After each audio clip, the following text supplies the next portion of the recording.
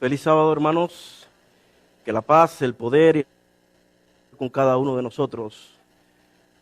Un cántico lleno de emociones, un cántico lleno de promesas, porque Dios es el único que verdaderamente nos comprende. Y tenemos un Dios bueno que pasó todas las cosas que hemos pasado nosotros y aún mayores para poder consolarnos verdaderamente. Acompáñenme a orar, por favor. Amoroso Dios, gracias te damos en esta hora porque sabemos que tu presencia está en este lugar. Sabemos que tu presencia está en este lugar no porque yo lo diga o porque sintamos alguna emoción, sino porque tu promesa que es fiel y verdadera, que dice donde hay 2 o 3 en mi nombre, ahí estaré. Por eso yo sé que donde estás tú también, tú transformas, tú capacitas, tú abrazas.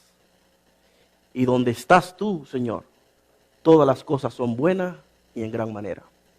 Por eso sabemos que en el nombre de Jesús, en este día recibiremos milagros espirituales, milagros de salvación, milagros físicos, milagros financieros, porque tú eres un Dios que no tiene límites. Y eres el Dios de lo imposible.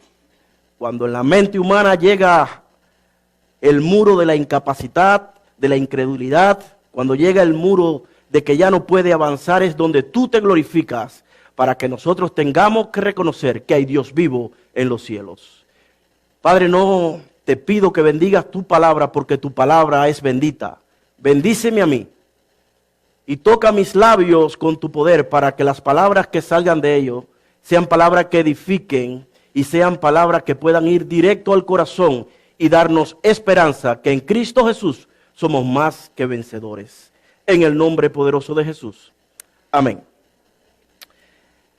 El pequeño tema que voy a compartir con ustedes hoy le he puesto un título. Y este título es una pregunta. ¿Estamos preparados? ¿Estaremos preparados? Este es un tiempo, hermanos, que muchas personas están preparando para viajes.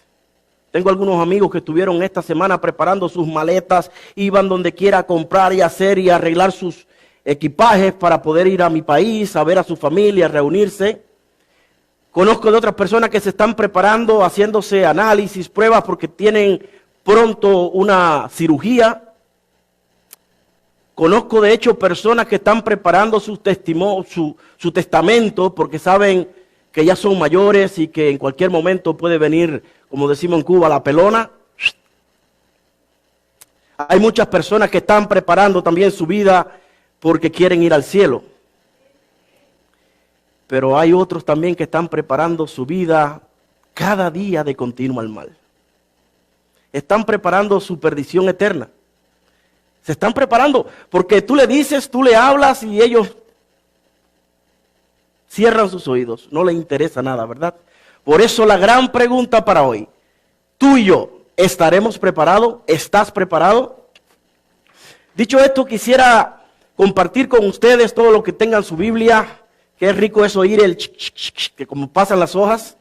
Vamos a estudiar en Génesis una historia que todos conocemos, y es la historia de lo que pasó con Noé y su familia, con los antediluvianos, qué estaba pasando en aquel lugar.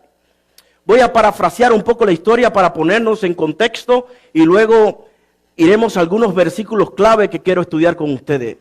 La palabra de Dios me dice que cuando el hombre se empezó a multiplicar en la tierra, eso trajo consigo que empezaron a crecer los problemas.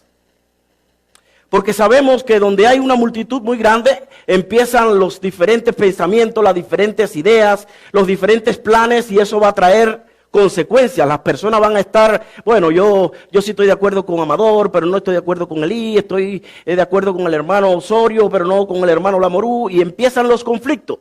Y este pueblo no era la excepción. Por eso dice que cuando empezaron a multiplicarse, cuando empezó a crecer la ciudad, cuando empezó a crecer la iglesia, empezaron los problemas. Entonces dice la palabra de Dios que dentro de aquel pueblo que sus pensamientos aún era de continuo al mal y que la depravación y los problemas que estaban pasando en aquel lugar eran tan grandes, pero era un nivel de pecaminosidad tan elevado que a Dios, en algún momento, un Dios de amor, un Dios que ama a su criatura, un Dios que tiene todos los planes benditos para la raza humana, le dolió en su corazón haber creado al hombre. ¡Qué contradicción! Casi es como lo que estábamos hablando hoy en la mañana. Dios nos ama, sí nos ama. Dios tiene planes, sí, pero llega el momento que nuestro declive al mal, nuestra inclinación a la maldad es tan grande que Dios se aleja un poco. Y se aleja por misericordia, porque la misma palabra de Dios dice que cuando Dios está en un lugar, el pecado no puede estar en la presencia de Dios. Muchas veces Dios se aleja de nosotros para no consumirnos. Podemos decir, como decimos en mi país, se hace el de la vista gorda, porque Él sabe el principio del final. Posible, yo que hoy esté descarriado y que esté con problemas, mañana puedo ser confrontado con el poder del Espíritu Santo y transformarme. Los juicios, ¿para quién queda? Para el hombre.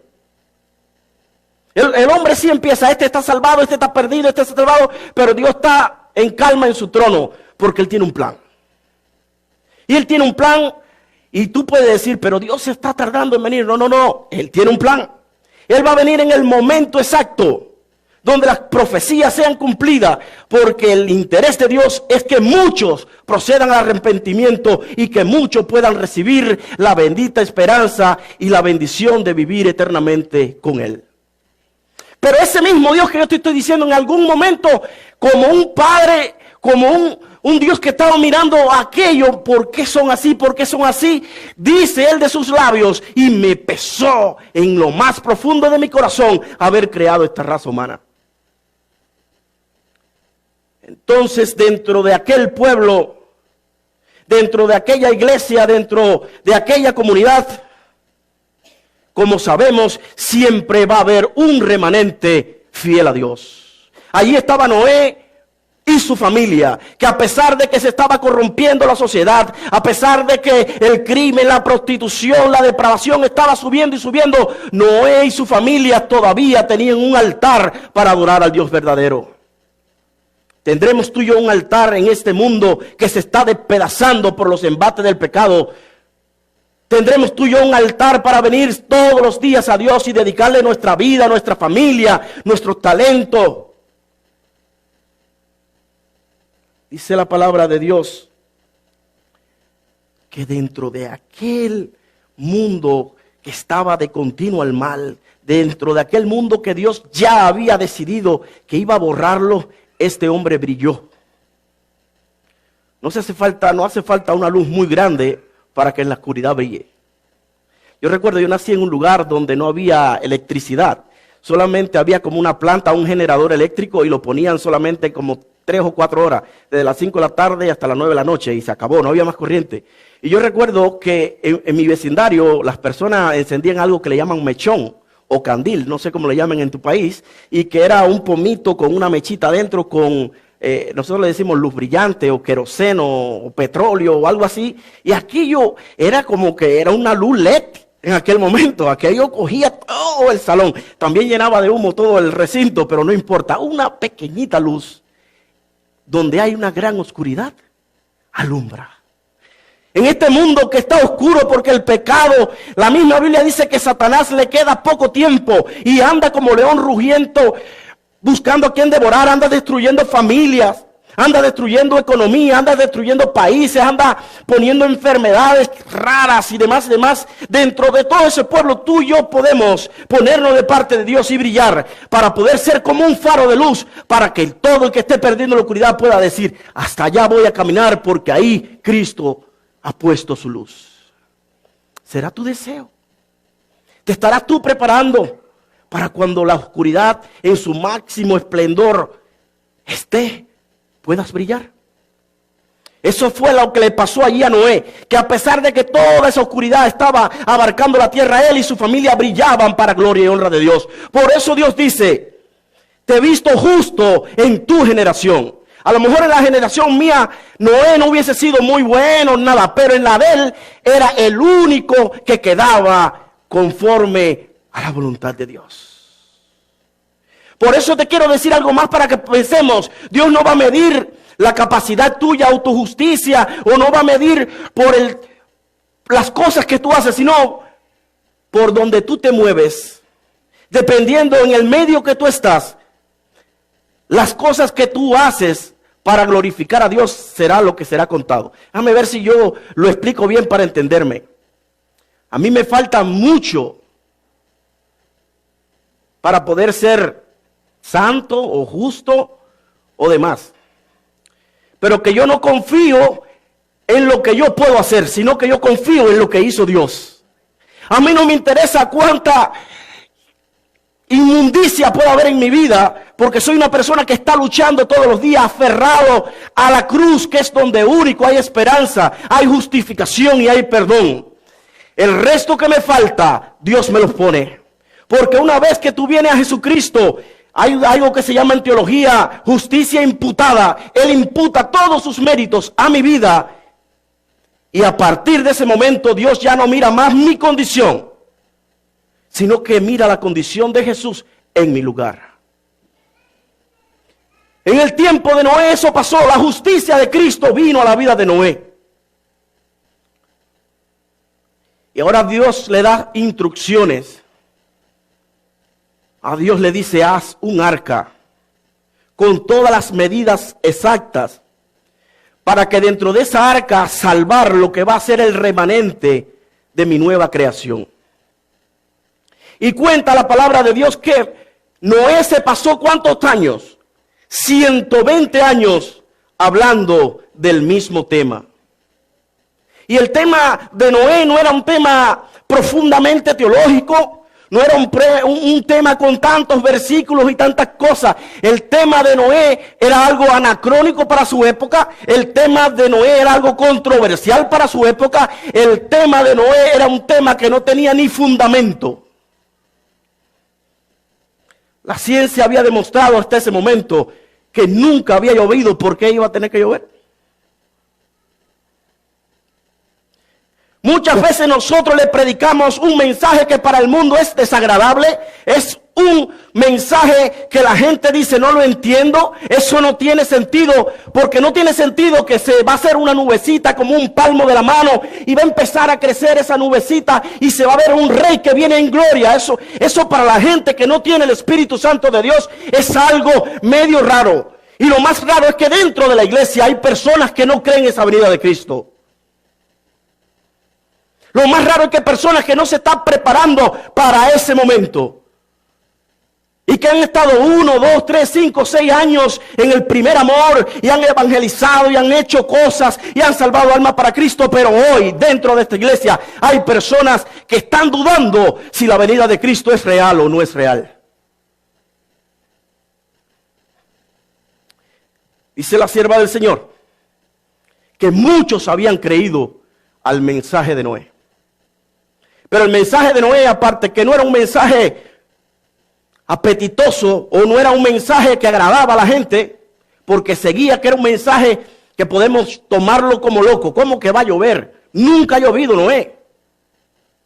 ¿Cómo tú vas a hacer un barco? Y ese barco tan grande, si tú no trabajas en el astillero. Creo que, no sé cómo se le llama a las personas que hacen los buques, los barcos, pero sé que astillero se llama el taller donde están, ¿verdad?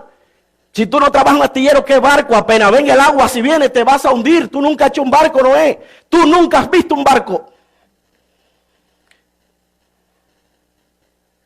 Dios está dando instrucciones exactas para que tú y yo hagamos un arca de fe y poder cruzar por sobre los embates del pecado, de la oscuridad, de la necesidad, y podemos llegar al puerto seguro que es la vida eterna en Cristo Jesús.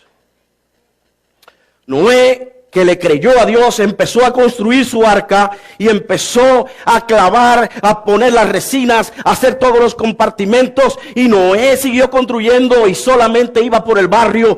Cada día por 120 años va a venir un diluvio. Todo aquel que quiera salvarse, a él y a su familia, venga al arca. Hay espacio en el arca para todos. Pero dice la palabra de Dios que ellos seguían comiendo y bebiendo, casándose y dándose en casamiento. Yo no sé, hermanos, cada vez que veo las noticias, cada vez que pongo un noticiero, cada vez que voy a internet, al Facebook o Instagram o cualquier red social y veo las diferentes noticias en diferentes países, aún aquí en Canadá, en Edmonton, yo me quedo espantado. Como la Biblia, que hace 2000 años atrás, dijo todas las predicciones o todas las cosas que iban a suceder y ahora están sucediendo ante nuestros ojos, hermanos. Yo no tengo que contárselo porque yo sé que en lo profundo de su corazón ustedes lo están viendo con sus propios ojos. Todo lo que sea en contra de Dios tiene vía libre. Que maten niños en el aborto, no sé qué, una ley para eso, que maten niños en el aborto. Que se casen personas del mismo sexo, una ley que, dale, y si no cumple con esto, va preso tú. Aunque viole los principios bíblicos, aunque viole los principios personales tuyos. Porque todo lo que vaya en contra de Dios en este mundo de oscuridad y de dolor, tiene luz verde. Nosotros somos unos raros, nosotros somos gente que somos mal mirada. De hecho, cuando tú y yo seamos verdaderamente fieles a Dios, vamos a ser personas perseguidas y matadas. Aún por nuestra propia familia, nuestros propios amigos y aún por muchos hermanos impíos que parecen ovejas, pero son lobos rapaces. Quiero citar, para no irnos muy lejos en el tema, 3 versículos con 3 números. Y quiero dar unas estadísticas. Y aparte que de la estadística, no quiero ser malinterpretado que el hermano Jordani dijo o puso fecha. No. Yo quiero hacer solamente un poquito de arqueología en la historia bíblica. Dice la palabra de Dios en el capítulo 7, que una vez que Noé y su familia entró al arca, dice en el capítulo 7, versículo 10, y el 7º día, ¿qué cosa? El agua del diluvio vino sobre la tierra. Otro versículo que quiero leer con ustedes es el 12, el 7:12. Dice, y llovió sobre la tierra ¿cuánto tiempo? 40 días y 40 noches. Y el 17, para apoyar el mismo, dice, y el diluvio duró 40 días sobre la tierra, y el agua creció y alzó el arca, y se elevó por sobre la tierra. Aquí hay 2 números que quiero que le prestemos atención en esta mañana. Y el primero es el 7. Y el 7 es un número de perfección en la Biblia. Es un número de conclusión, es un número de descanso, pero también es un número de redención. Y el 40 es un número de conclusión de un ciclo, de terminación para comenzar. Podemos ver que el 40 es un número muy importante en la Biblia y voy a enumerar algunos hechos que pasaron en un término de 40. El diluvio duró ¿cuánto? 40 días. Moisés tuvo 40 años en el desierto preparándose para entonces ir comisionado a sacar al pueblo de Egipto. Tuvo también 40 días en el Sinaí con Dios, Moisés. ¿Cuántos días ayunó Jesús? 40 días. ¿Y cuántos días estuvo una vez que resucitó con sus discípulos? 40 días. Es decir, que el 40 en la Biblia lleva una cronología de que se termina un ciclo para comenzar alguna otra cosa. Ahí podemos ver lo que después que Jesús terminó sus 40 días de ayuno, fue capacitado por el Espíritu Santo para empezar su ministerio. Ahora, vamos a hacer otro raciocinio. El 40 también es algo muy importante porque desde Adán hasta Abraham hubieron 40 jubileos. De Abraham a Jesús hubieron ¿cuánto? 40 jubileos. Y de Jesús hasta hoy estamos próximos. De Jesús hasta hoy estamos ¿cómo? Próximos. Ahora, de Adán a Abraham hubieron ¿cuántos años? 2000. De Abraham a Jesús hubieron 2000 años más. Y de Jesús hasta nuestros días hay 2000 años más. Si calculamos estos 2000 serían 6000. Y me motiva que en Génesis, Dios relata, dice que en 6 días hizo ¿cuánto? Todo. ¿Y el séptimo qué hizo? Descansar. El séptimo fue como que le dijo al hombre, mira todo lo que yo he hecho para ti y demás, descansemos.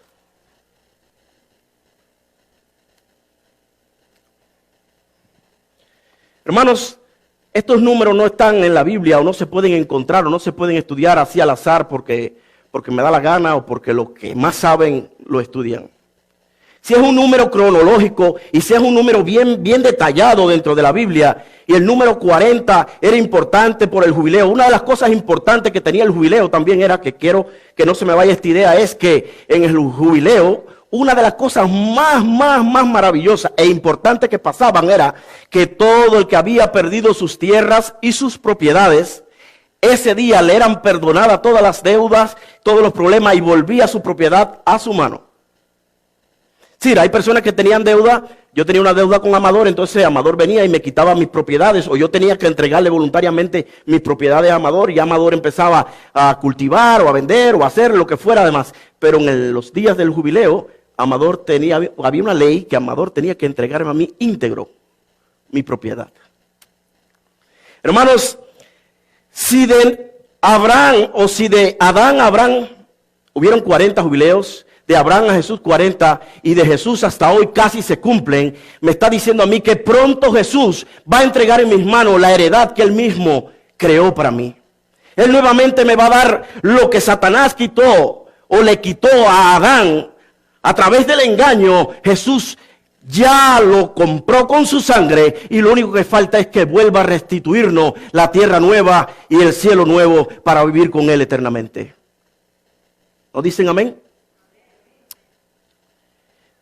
Falta poco para la venida de Jesús. ¿Estás preparado? Si desde Adán a Abraham habían 2000, y de Abraham a Jesús 2000, y de Jesús a nosotros 2000, el próximo que viene es el 7. Y si el 7 es la culminación o la perfección, un número que dice que es conclusión de todas las cosas buenas obras de Dios, es que cuando llegue ese milenio, el séptimo milenio, Dios nuevamente va a darle descanso del pecado, le va a dar descanso del dolor, de la separación, del llanto, de la enfermedad al ser humano. En ese séptimo milenio, Dios habrá concluido totalmente todo su plan de salvación y de redención. Pero vayamos a las palabras de Jesús mismo. Los que puedan acompañarme, vayamos a Mateo 24, versículo 37. Y dice algo maravilloso. Mateo 24, versículo 37. ¿Estamos ahí? Dijo Jesús, hablando de las profecías, de los acontecimientos y de todas las señales que vendría antes de su venida. Y como fue, ¿dónde? En los días ¿de quién? De Noé. Así será la venida del Hijo del Hombre. La pregunta que quiero hoy sembrar en tu mente: ¿será que estamos viviendo como en los días de Noé? Hermanos, hace poco fuimos a llevar a mi esposa y yo al niño al médico. Y cuando estábamos cruzando por la calle, creo que 104 o 103 avenida, downtown, para ir por debajo del estadio Roger o algo así, por ahí más o menos, no sé quién sepa la calle exacta. Estábamos en la luz roja esperando el semáforo, y venía por allá una silueta femenina, y caminaba y se acercaba, y se acercaba, y se acercaba, y venía solamente con un blazer y el resto sin nada, por el downtown, como si fuera eso, nada. Y todo el mundo se quedaba como, y muchos se reían, otros nos quedábamos como, ¿qué pasa?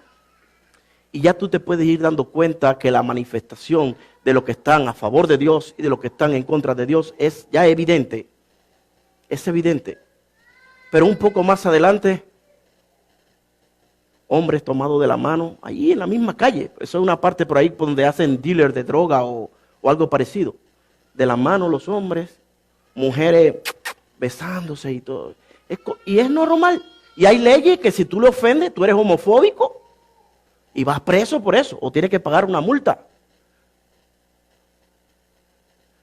En Estados Unidos acaban de firmar una ley que dice que no van a matar a los niños allá. Y el primer ministro de aquí dice, no, si ustedes no lo matan allá, tráiganlo para acá que aquí lo matamos. Ustedes lo saben, ¿no?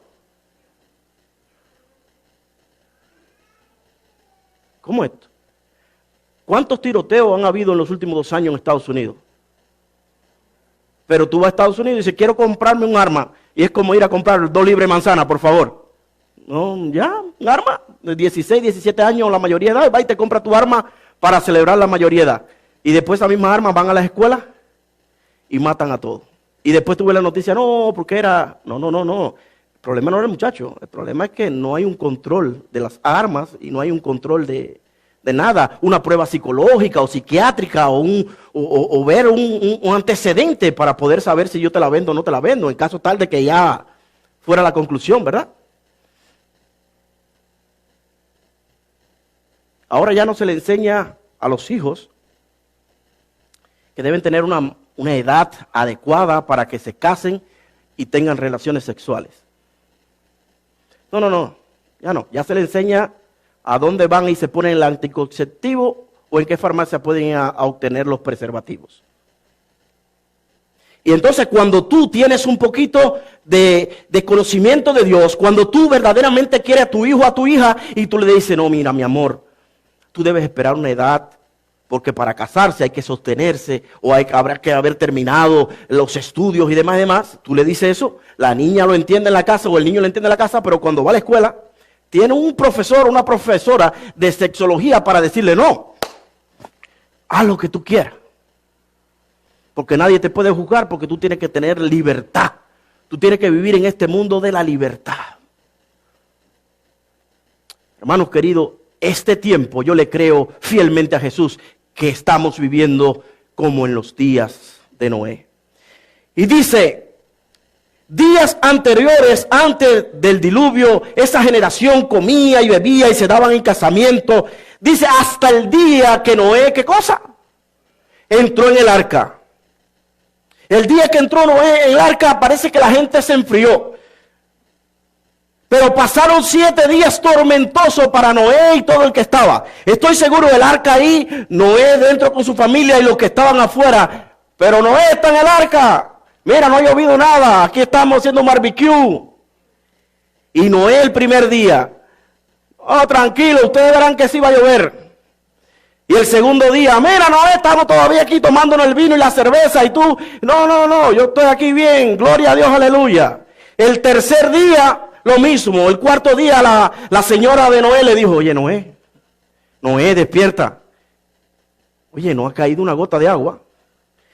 Y Noé, no, vamos a orar, preocupado ya para un rincón, para donde tenía el altar allí. Y pasó un quinto día y la gente afuera en lo mismo, burlándose y diciendo, y esa es la historia de la iglesia.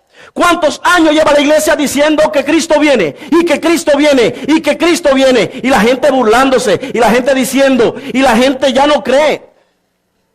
Pero sabe que al séptimo día, dice la palabra de Dios, que Dios mismo cerró el arca. Y cuando se acabó de cerrar el arca, empezaron a caer las primeras gotas de lluvia. Y cuando eso pasó, lo primero es que ya no había oportunidad.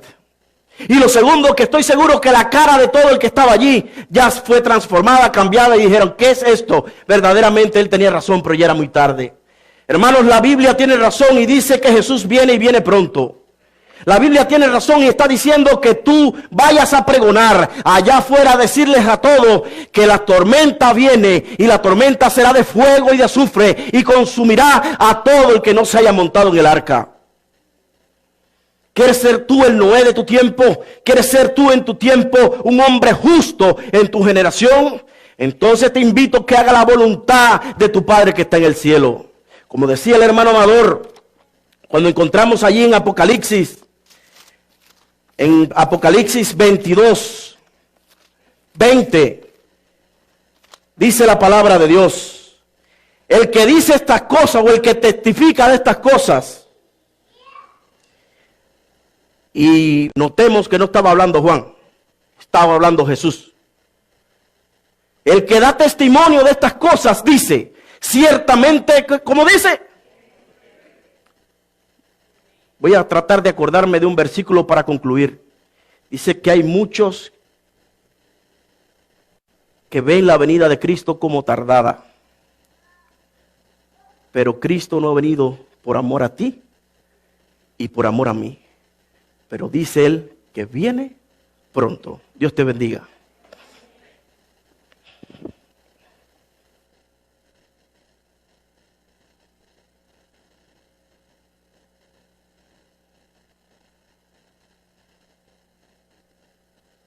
Bendiga, hermanos. Damos gracias a Dios por el maravilloso mensaje de esta mañana. Gracias, hermano. Vamos a ponernos en pie y vamos a cantar el himno número 168.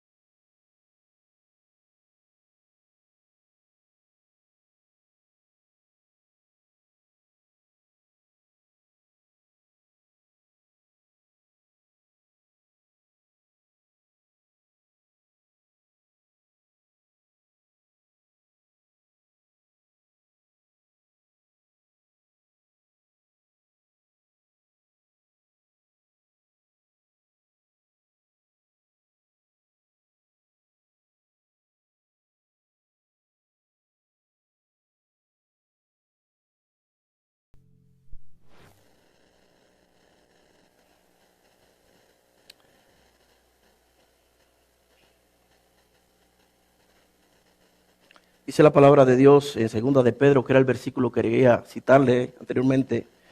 Segunda de Pedro, capítulo 3, versículo 8 y 9 dice: pero amados, no ignoréis esto.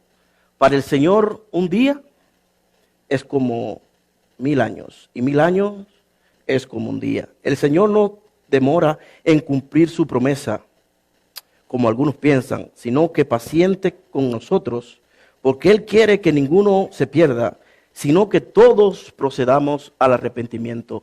Esto me quiere decir a mí, hermanos, para dejar esto en mente: Cristo va a venir ¿Estés preparado o no estés preparado?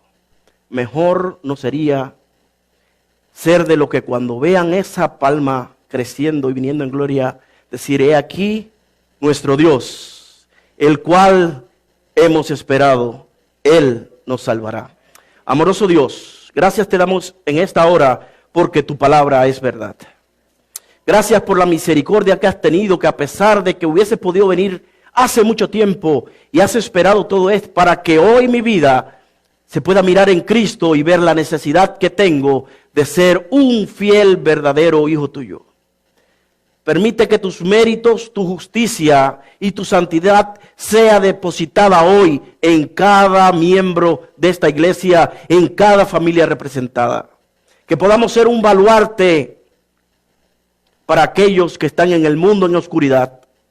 Pon el espíritu que le diste a Noé en su tiempo, de que podamos salir, no importa si es una semana, 2, 3 semanas o el tiempo que sea, pero pon un espíritu que tenga necesidad de hablar de ti, autor y consumador de nuestra vida y de nuestra fe. Trae a nuestra mente el recuerdo de nuestro primer amor contigo, que podamos decirlo a otro de donde tú nos has sacado y donde tú hoy nos tienes. Oh Dios, alabado y glorificado sea tu nombre. Mira a tu pueblo aquí en pie, reverente, aceptando nuestra condición, nuestra debilidad, pero reconociendo tu fortaleza, tu majestad y tu gloria. Socórrenos en este mundo que se despedaza. Permite que podamos encontrar a tiempo la puerta abierta de la gracia. Permite que antes que tu espíritu determine apartarse de este mundo para no contender más, podamos ser en ese momento sellados para la vida eterna. Permite que en este día podamos seguir hablando tus palabras, caminando en tus huellas y recordándole a otros que en tu día santo debemos hacer y comportarnos como hijos del Dios Altísimo. En el nombre poderoso de Jesús te damos las gracias y tu pueblo te dice amén. A los diáconos para dar la despedida y vamos a cantar el himno número 39.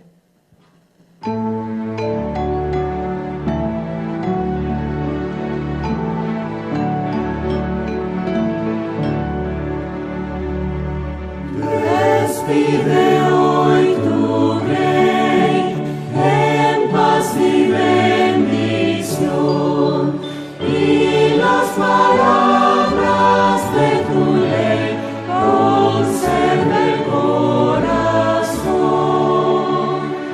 Enséñanos, Señor, tu ley a meditar, vivir unidos en amor y en él por siempre andar.